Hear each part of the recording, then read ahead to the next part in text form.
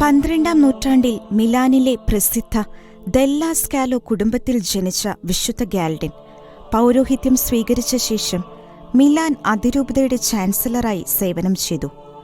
റോമിലെ പാപ്പാസ്ഥാനത്തെ പിന്തുണച്ചും എതിർപ്പാപ്പയായിരുന്ന വിക്ടർ നാലാമനെ എതിർത്തും അദ്ദേഹം ശക്തമായ നിലപാടുകൾ സ്വീകരിച്ചു. എതിർപ്പാപ്പയെ അനുകൂലിച്ച ബാർബറോസ മിലാൻ ആക്രമിച്ചപ്പോൾ നഗരം പുനരുദ്ധരിക്കുന്നതിന് അദ്ദേഹം ജനങ്ങൾക്കൊപ്പം തീവ്രമായി പരിശ്രമിക്കുകയും വിശ്രമമില്ലാതെ സുവിശേഷം പ്രഘോഷിക്കുകയും അനേകരെ മാനസാന്തരത്തിലേക്കും സത്യവിശ്വാസത്തിലേക്കും നയിക്കുകയും ചെയ്തു.